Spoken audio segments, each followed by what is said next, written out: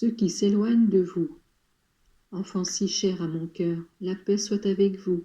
Je suis Jésus de miséricorde infinie, et je suis ici pour vous encourager à continuer votre mission avec une ferveur toujours grandissante. Dans la vie, il arrive parfois des séparations. Il y a toujours quelqu'un qui part et ceux au contraire qui restent. Je n'entends pas parler seulement de ces séparations douloureuses, auxquelles fin sera donnée dans l'autre vie, mais encore de celles qui éloignent de la maison ce que vous aimez, pour des raisons de travail, d'études ou de repos. Moi-même, je suis victime de ces séparations.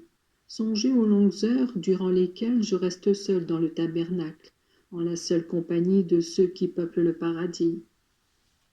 Les séparations les plus douloureuses pour moi sont celles provoquées par le péché et la froideur, ou par l'incurie des âmes.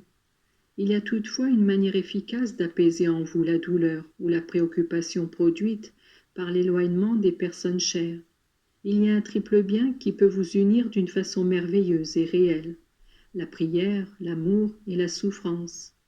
La prière qui vous met en relation avec Dieu vous fait rencontrer en lui tout ce que vous aimez.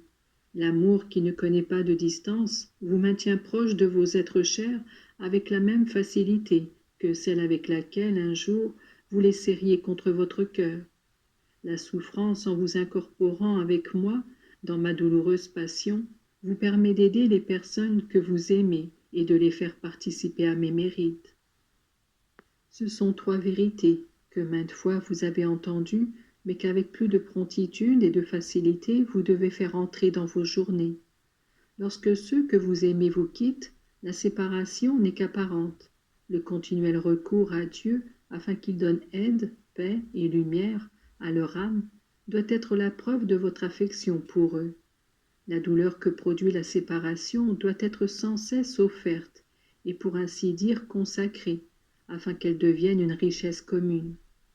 Actuellement, de nombreux enfants abandonnent le toit paternel et partent à l'aventure. Les parents et les familles sont tentés de désespérer.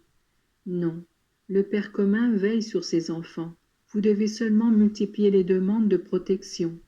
Le Père du ciel veut ce lien avec lui pour rendre efficace l'aide aux enfants et aux frères. L'amour doit être purifié et sanctifié. Maintes fois on aime trop humainement.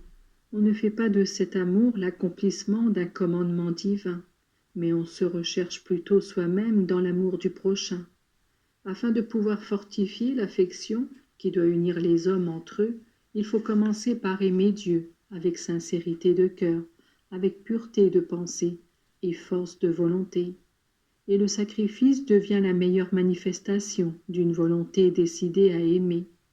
Les liens familiaux et sociaux se perfectionnent ainsi, en faisant de sa vie un continuel retour à Dieu, en lui parlant de tout le monde, en aimant tout le monde et en offrant le meilleur de soi-même pour témoigner de sa foi en moi, Jésus Sauveur.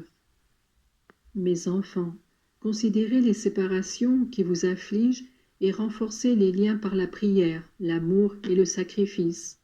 Je serai avec vous pour vous aider et vous réconforter.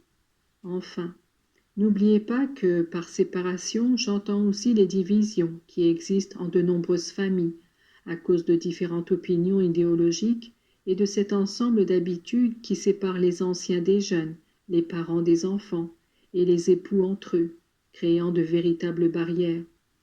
Les remèdes sont et seront toujours ceux-là: prière, amour, sacrifice, car Dieu ne change jamais. Je vous bénis, mes enfants. Que l'amour qui dévore mon cœur soit constamment présent au vôtre,